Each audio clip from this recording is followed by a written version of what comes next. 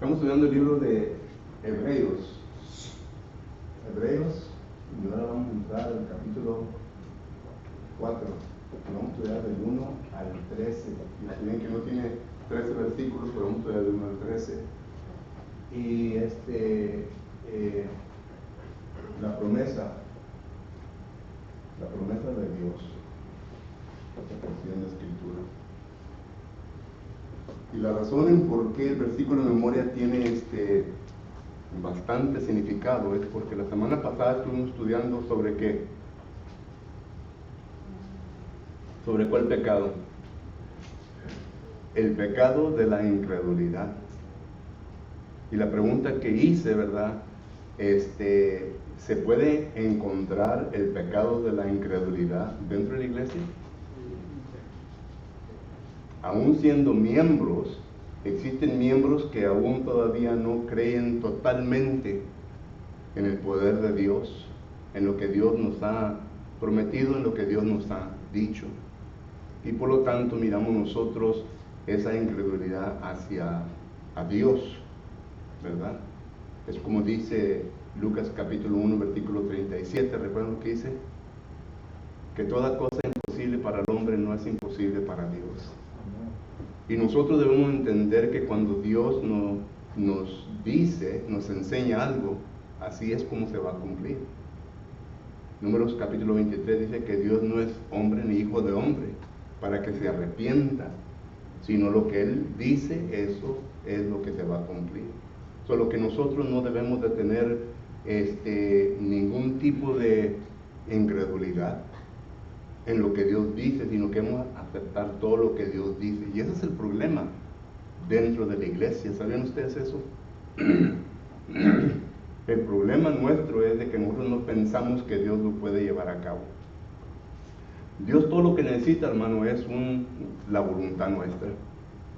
Y Dios, como dice Filipenses 2:13, Dios produce en nosotros el querer como el hacer. ¿Y cómo lo hace? Por medio de su palabra. Solo que entonces, si Dios produce en nosotros el querer como el hacer, y Dios está con nosotros, si Dios está con nosotros, entonces ¿por qué tenemos que temer a aquel que está en el mundo? Dice 1 Juan capítulo 4, versículo 4. Pero vuelvo a repetir, eso es el problema de algunos miembros dentro del cuerpo de Cristo Jesús. Que pensamos de Dios un Dios muy pequeño, pensamos de Dios como que Dios no puede en la actualidad realizar las cosas que Él ya nos ha prometido. Más bien es duda, digo yo. ¿Mande? Yo creo que más bien es duda, dudamos Pues sí. en lo que Dios nos ha prometido. Pues sí. Y eso es lo que Satanás necesita. Satanás necesita, ¿verdad?, todo eso que esté funcionando dentro de nosotros para que pueda trabajar. La incredulidad, la duda. ¿Qué creen ustedes que Satanás quiso hacer con Jesucristo en Mateo capítulo 4? Cuando fue llevado al desierto. Sembrar duda en la mente de Cristo, para que así entonces pueda trabajar con Él, con el hombre interior. Pero Cristo, siendo Dios, sabía bien, ¿verdad?, el poder, la potencia de su Padre y la potencia de la deidad. Por lo tanto, ¿verdad?, es lo que Él dice a Satanás. Solo que todo esto lo miramos dentro del Nuevo Testamento. Pero el capítulo 3 habla sobre la incredulidad. Ahora el autor, en el capítulo 4, en los versículos del 1 al 10, del 1 al 11 más bien, nos está hablando sobre la promesa de un reposo. ¿Okay? La promesa de un reposo. 4 del 1 al 11. Pero la pregunta que le hacemos al texto es, ¿de qué reposo está hablando? Porque en la Biblia encontramos nosotros que la palabra reposo, según los lexicógrafos, da a entender que es un lugar, es una condición, pero también es un lugar en donde uno viene a adquirir tranquilidad, paz. Solo que entonces miramos nosotros que en la Biblia se habla sobre el reposo de Dios. ¿Recuerdan esto? Esto se encuentra en Génesis capítulo 2 y versículo 2. Dice que después de que Dios crió todas las cosas en este mundo, dice que Él reposó. Y de ahí en adelante miramos nosotros el día de reposo. Fue instruido a los judíos que ellos deberían de guardar el día de reposo. ¿Recuerdan? Éxodo capítulo 20 y Deuteronomio también capítulo 5, donde habla de los 10 mandamientos. Fue un día que los judíos tenían que guardar. Pero se habla del día de reposo de Dios. ¿Será este reposo al cual se está refiriendo el autor ahí en el libro de Hebreos? Pregunta retórica, ¿verdad? Por lo que vamos a ver más sobre esto. Y luego se habla sobre el reposo al pueblo de Israel. ¿Ok? Esto pues se habla en Salmos, capítulo 95, versículo 11. El reposo, y es lo que se cita aquí en Hebreos, capítulo 4. El reposo de Israel. Ustedes recuerdan bien, y voy aquí a dibujar un pequeño mapa, ¿verdad? Aquí estaba Egipto, y aquí estaba, ¿verdad?, el mar Rojo, y luego aquí estaba la ciudad de Cades, Barnea, y luego ya vemos, ¿verdad?, la tierra prometida. Aquí está el mar Salado, ¿verdad?, el río Jordán. Aquí está, por aquí Jerusalén.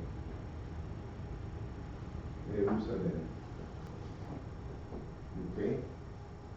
Solo que entonces miramos nosotros cuando salen de aquí, ¿verdad?, llegan a este lugar de Cades Barnea, ¿verdad? ¿Qué sucede aquí? Según Números, capítulo 14. ¿Recuerdan? Moisés envía 12 espías, ¿verdad?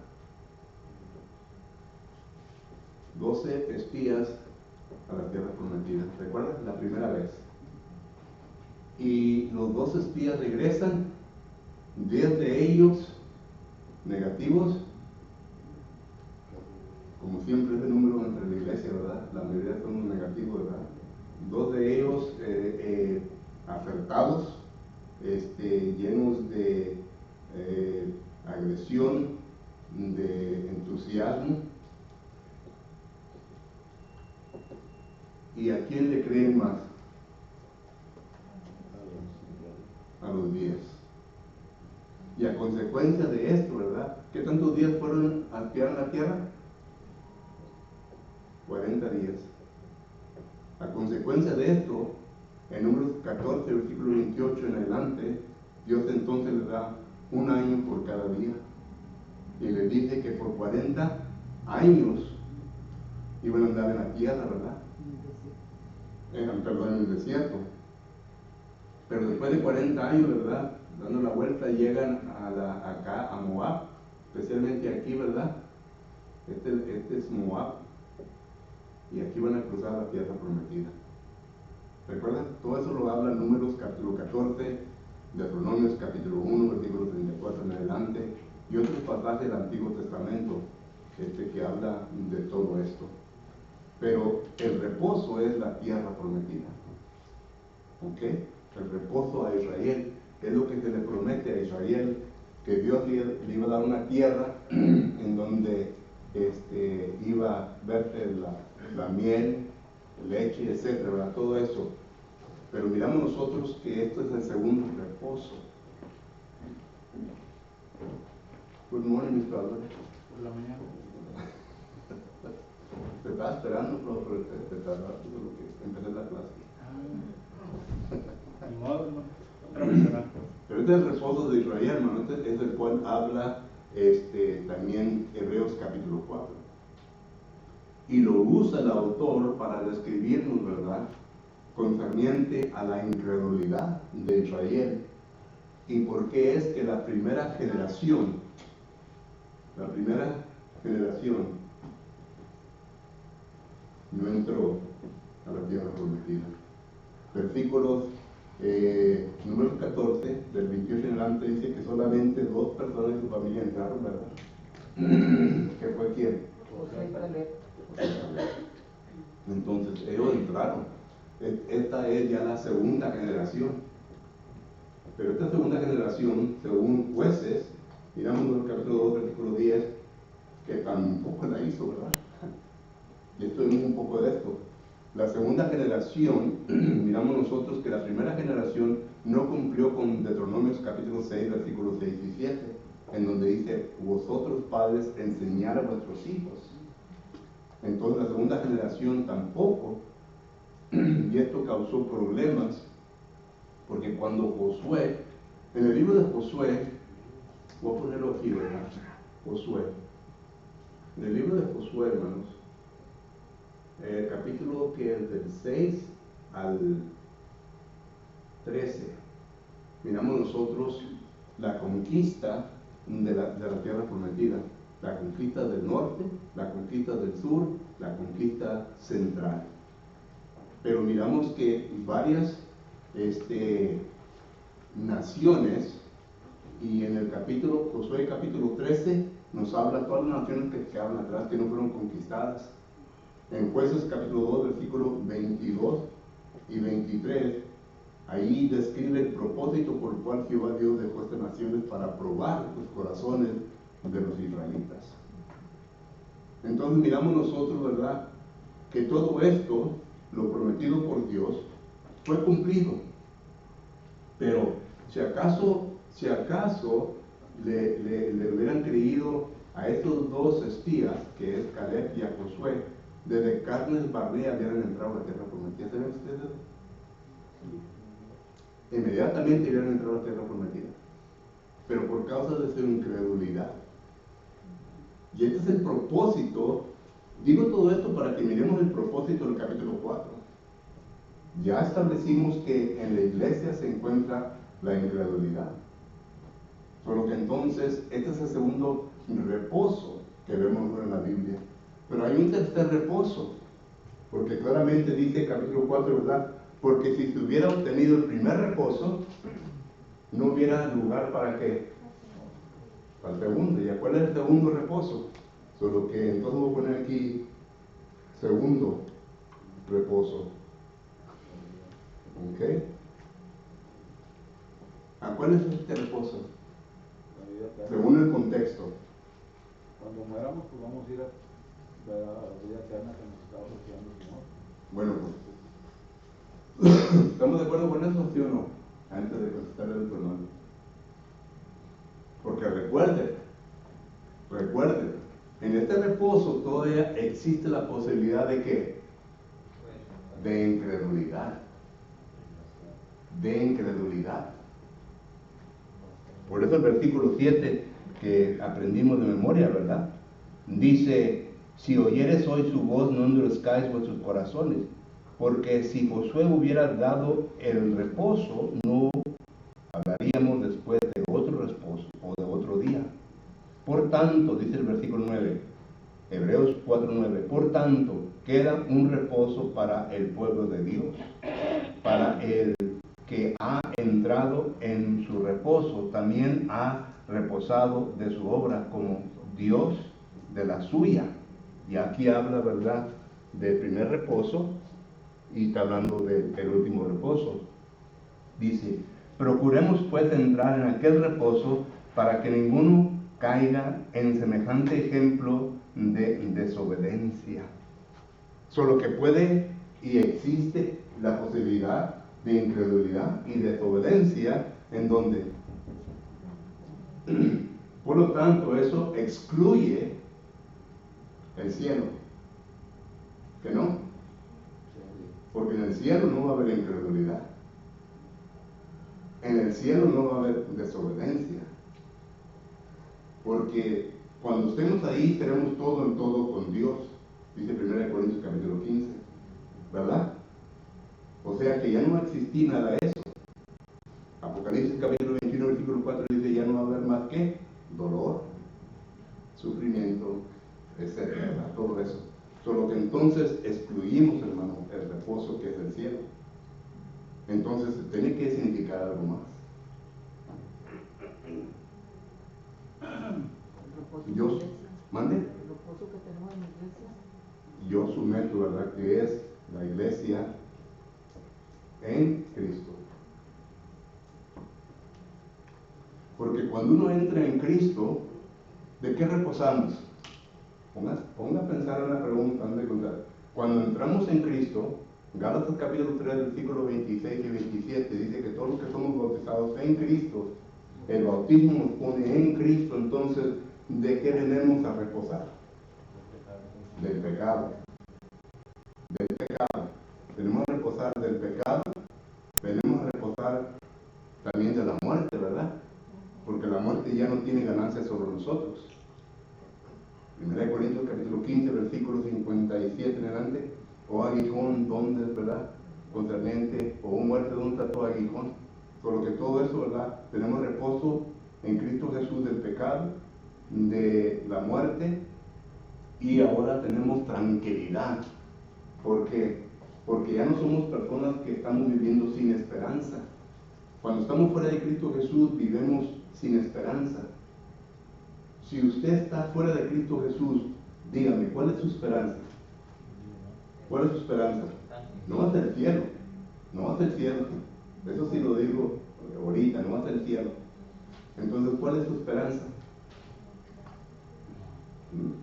Hay dos lugares, el cielo y el infierno.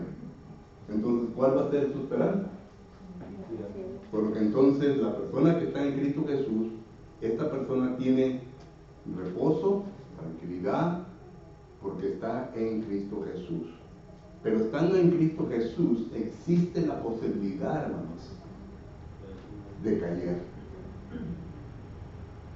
1 Corintios capítulo 10, versículo 12 dice, mire que el que esté firme, ¿qué? Que no caiga. Mire que el que esté firme, que no caiga.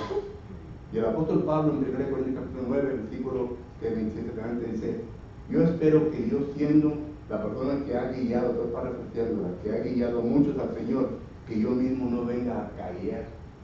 Hasta Pablo viene a demostrar la posibilidad de que él podía caer. ¿Cayó Pedro? Pedro cayó. Gálatas capítulo 2, versículo 11, dice que Pedro cayó en el pecado del engaño, ¿verdad? Y por ese pecado de engaño estaba arrastrando por medio de su hipocresía a Bernabé y a otros. Pablo tuvo que reprenderle abiertamente delante de la congregación. Solo que entonces miramos nosotros que este reposo, ¿verdad? Este reposo que se refiere a Cristo Jesús. ¿Vale? Podríamos decir también que es la paz que es el tema de Cristo Jesús, que es la paz que Él nos da, como dice, no como el mundo la da, sino como Cristo la da. Estamos reposando porque estamos en paz, porque estamos bien con Él, y un día estaremos con Él. Juan capítulo 14, versículo 7, dice, yo os doy paz, no como el mundo la da, pero Cristo es el la paz. Más tranquilidad. Es más Es un reposo espiritual en Dios. ¿Mande? Es un reposo espiritual en Dios. Sí. Se habla. Una tranquilidad. Cuando estamos en Cristo Jesús, sentimos esa tranquilidad. Y cuidarlo porque podemos caer. Una persona que se encuentra así, ¿verdad? No le teme la muerte. Y si la muerte viene, dice, qué bueno. Por eso Pablo dice, ¿verdad? En Filipenses 1 que dice, para mí el vivir es que Cristo y la muerte es ganancia.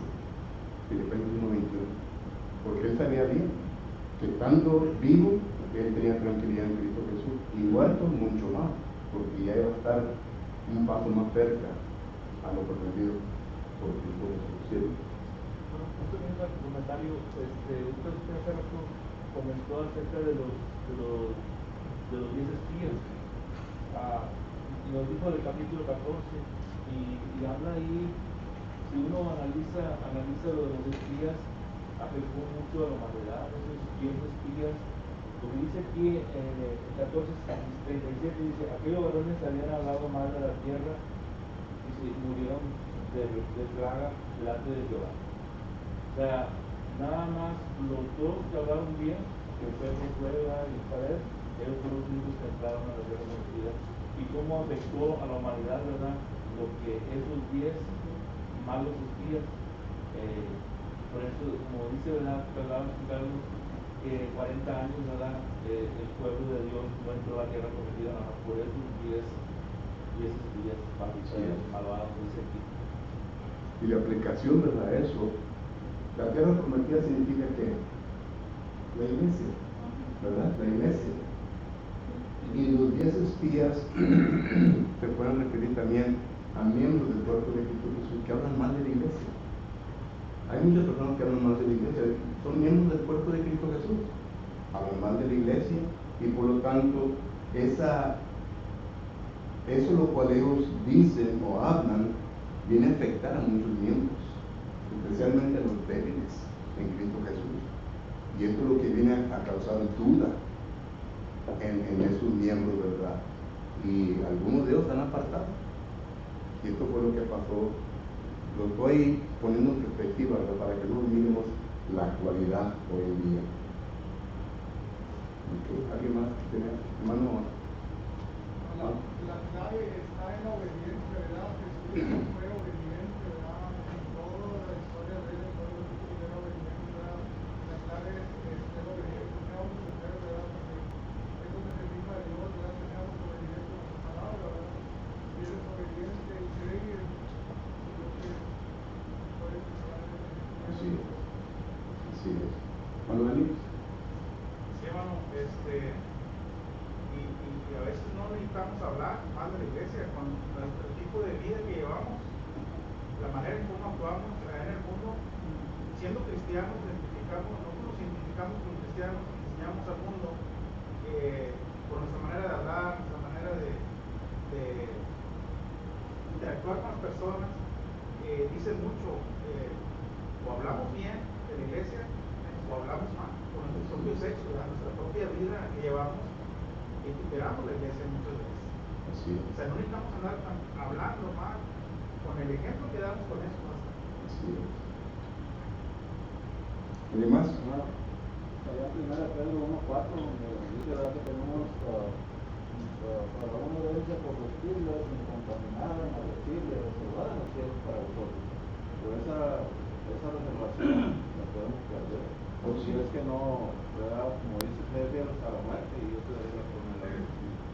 Entonces, ¿verdad? Nuestra fe que tenemos, necesitamos estar firmes, ¿verdad? Que como estaba hablando el hermano Noé, las pruebas que tenemos, ¿verdad?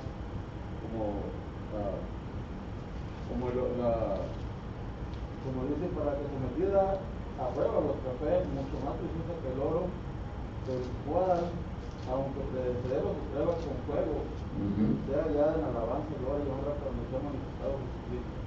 Así es. Que vamos a tener, dice, en el mundo tendréis muchas aflicciones, ¿verdad? Pero no deben ser el mundo. Sí la podemos perder. Recuerden lo que dice Juan 10:10, dice que el ladrón, ¿y el ladrón quién es?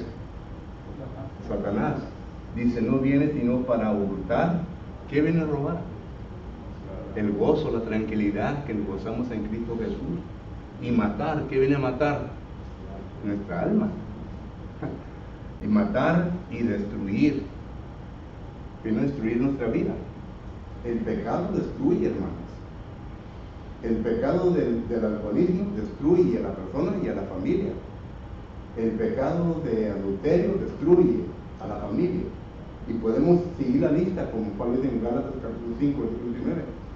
El pecado destruye.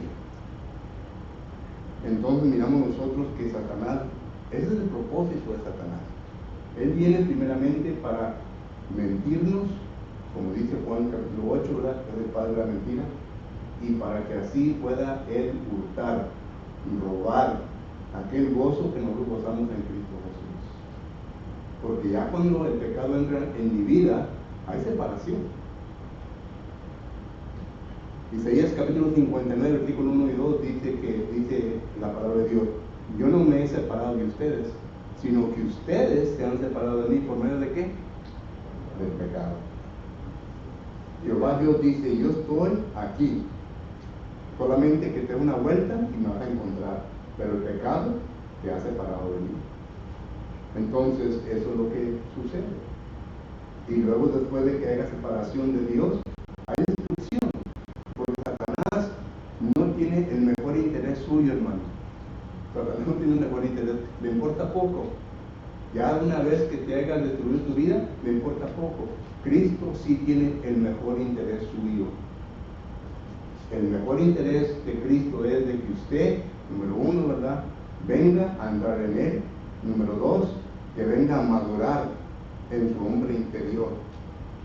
Que venga a establecerse, a fortalecerse, para que así usted pueda contrarrestar los dardos, el fuego de Satanás.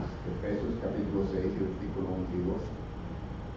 Pero que no ignoremos las maquinaciones de Satanás, dice Pablo, 2 de Corintios, capítulo 2, versículo 11. Muy bien, entonces, ¿cómo podemos entrar en este reposo en la cual? En Cristo. Bueno, esa es la segunda parte, ¿verdad?, de la promesa de Dios. La segunda parte es por medio, ¿qué?, de la palabra. La palabra de Dios. La palabra de Dios es poderosa, hermanos. La palabra de Dios es poderosa. Y noten cómo se describe aquí primeramente. Dice que es poderosa. Segundo, que es activa, viva. Yo pongo aquí cerca, ¿verdad? Y luego tercero, note lo que puede hacer la palabra de Dios. La palabra de Dios entra hasta lo más profundo de nuestro ser. Entra en nuestros pensamientos y viene a afectar nuestra voluntad. Viene a afectar nuestra voluntad. Y todo esto es interior. El hombre es compuesto, ¿verdad? Tiene un hombre interior, pero el hombre interior es compuesto de conciencia, de la voluntad, la facultad de pensar, ¿verdad? Todo eso. Entonces la palabra entra a amonestar todo esto. Y miramos nosotros que la palabra de Dios es poderosa porque hace todo esto. Viene a cambiar. Recuerde que dentro de todo esto, ¿verdad?, aquí vienen a afectar los argumentos. Y entonces, 2 de Corintios, capítulo 10, y versículos 4 y 5, dice que la palabra de Dios es poderosa para poder destruir fortalezas, para poder destruir argumentos. Es por esto que nosotros debemos de prepararnos con la palabra del Señor, porque es lo único que va a destruir la falsa enseñanza. Usted puede decir, mi predicador dice, mi anciano enseña, todo esto, pero no va a hacer nada hasta que usted diga, así dice la Biblia. Y yo le aseguro que cada vez que le ponga versículo a lo que ellos le están enseñando, van a decir, estoy tu Biblia, porque no tiene ninguna arma más. La palabra de verdad es lo que se necesita y ella sola, verdad, va a hacer el trabajo. El trabajo nuestro es simplemente de sembrar la semilla, es todo. Y dejar, ¿verdad? Uno sale detrás de su casa y voltea la tierra, la prepara, ¿verdad?, con fertilizante y todo, para que así pueda poner su jardín. Ya comienza una semillita aquí de maíz, una semillita aquí de calabacita, una semillita aquí de tomate, y ya después de que hace todo ese trabajo, ¿verdad?, nomás se sienta esperando que venga la vida matita. Caen cuando le ponen agua, ¿verdad? Y esto es lo que dice 1 Corintios capítulo 3. Dice que algunos son los que siembran, otros son los que riegan, pero Dios es el que da el crecimiento. Entonces, esto es todo lo que tenemos que hacer. Pero cuando no estamos equipados con la palabra de Dios, no vamos a hacer nada. Ni con nuestra propia esposa o esposo, ni con nuestra propia familia. Mano Álvarez. ¿Me permite leer un? Yes, sir. Oh, pero Según aquí en Salmos 37, 8, es algo muy duro lo que nos dice aquí, A ver. porque dice, deja la ira y desecha el enojo. No te excites en la manera alguna a hacer lo malo, porque los malignos serán destruidos, pues los que esperan en Jehová, ellos heredarán la tierra. Pues de aquí a poco no existirá el malo, observará su lugar y no estará allí. Fíjese lo duro que es esto del Salmo. Pues sí. So, habla sobre la maldad de uno, ¿verdad? Que si no, pues cuando vamos a llegar a ser fieles seguidores de Dios y decimos, hacemos esto, acá nadie nos ve, hacemos esto. ¿Y quién nos ve? ¿Qué pasó, amigo? ¿Quién nos está viendo? ¿Verdad? Hay que se esconda debajo, como dice, debajo de la piedra. Así es. ¿Alguien más? Bueno, el tiempo ya se nos terminó, hermano. Nomás una más. A ver. Allá en Oseas 6:6, ¿verdad? Ahorita como usted está hablando, ¿verdad? Que sí tenemos que, nos dice, ¿verdad? Ahí nos está diciendo, ¿verdad? Que yo no quiero tus sacrificios. Le dice al pueblo, ¿verdad? Conocimiento, ¿verdad? Conocimiento de mí es lo que quiero, que conozcas. Y conociendo de Dios, como dice, ¿verdad? Que debemos de estar preparados, ¿verdad? Para que el hombre de Dios esté enteramente preparado, para que demande razón, para respuesta de aquel que demande razón de la esperanza que hay en nosotros. Y es bien importante eso, porque así no nos va a poder mover, ¿verdad? Cualquier, como dice, para que no sean movidos por cualquier viento de doctrina. Así. Si no tienes conocimiento, pues, ¿verdad? De Dios, pues sí te tambalea. El conocimiento es poder, especialmente para los cristianos. El conocimiento es poder. Esto fue lo que el pueblo de Israel no pudo entender. ¿Cuántas veces no leemos en el Antiguo Testamento? Por ejemplo, Isaías capítulo 5, versículo 13. Por causa de falta de conocimiento, fueron a la cautividad. Oseas 4:6. Por causa de falta de conocimiento, fueron destruidos. Y en aquel tiempo, ¿verdad? Era de palabra, de padre a hijo. Y los padres no cumplieron. Hoy en día tenemos la Biblia, pero muy poco la leemos. La Biblia tiene que leer todos los días. Jehová Dios le dice a Josué 1:8, que no se aparte este libro de ti día y noche, y note las promesas que da Jehová, porque leyendo este libro, ¿qué? Dos promesas: serás prosperado y tendrás larga vida. El otro allá en Isaías 59, 1 y 2, ¿verdad? Donde dice que no se ha cortado por el brazo de Jehová para no, pero vuestras transgresiones han hecho que Jehová se aparte de vosotros, ¿verdad? Jehová quiere que hagamos lo que Él nos tiene en su, ¿verdad? Palabra. Sí. Y pues en veces, ¿verdad? Le fallamos y queremos que ahí esté y no. Y por eso Dios nos da el libre albedrío, hermanos. Dios no quiere forzarnos a hacer nada. Si usted se quiere perder, es su decisión. Dios solamente le va a decir, mira, si haces esto te va a pasar. Es lo que dijo el pueblo de Israel. ¿Recuerdan en Números capítulo 30, versículo 15? Les dice, ustedes pueden hacer lo que ustedes quieran hacer. Dice, pero si escogen el camino de vida, esto les va a pasar. Si escogen el camino de muerte, esto les va a pasar. O sea que los advierte lo que va a pasar. Y es lo mismo con nosotros. Dios te dice, tú puedes hacer lo que tú quieras hacer. Pero cuando hacemos lo que queremos hacer y entramos en problemas, después vienen los lloridos. Después vienen, al anciano, al predicador, hermano, ¿qué tengo que hacer, hermano? Eso lo hubiera hecho hace mucho. Pero quiero como decimos en inglés, un quick fix, ¿verdad? Quiero una chaqueta, ¡pum! Y digo, ya, muy bien. Me acuerdo que una vez me pegó un dolor aquí de una piedra, ¿verdad? ¿Qué necesito? Hijo, tan dolorosa eso, ¿no? Una 3 de la mañana, levanto a mi esposa y se llama al hospital. Me viene la enfermera y dice, solamente una cosa te puede tumbar a un hombre como de tu estatura. Y me da una inyección y, hijo de sintió tan Tanto que le dije a la enfermera, ya me puedo ir para la casa. Y dijo, no, aquí quédate. Pero eso es lo que queremos, un quick fix. Algo que nos dé una tranquilidad, una paz inmediatamente. Pero el problema no existe. Hermano, El hombre, hermanos, padre. el hombre no quiere creer en Dios porque no quiere. Porque Dios ha mostrado su poder. Dios ha mostrado, hermano, evidencia del poder de Él. Israel lo vio con sus propios ojos. Enseñó quién es Dios. Enseñó su amor. Enseñó su paciencia y el interés que tiene por nosotros. Con la iglesia hace exactamente lo mismo. Mostró su amor de una manera, dando su propio hijo.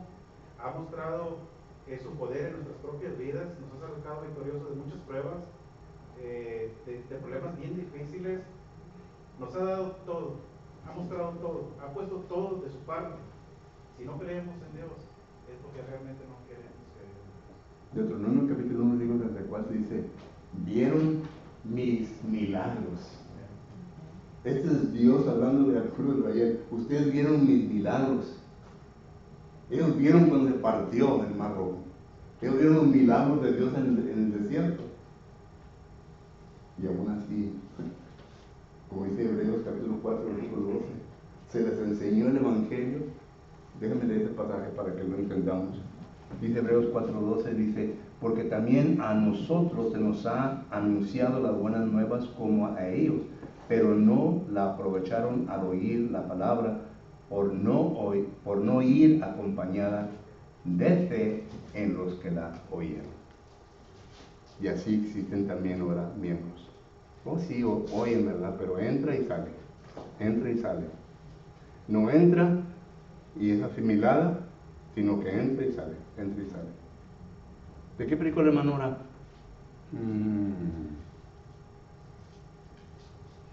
Pues no sé, yo creo que es Salvación. Con eso termino. Gracias, hermano, por su tiempo.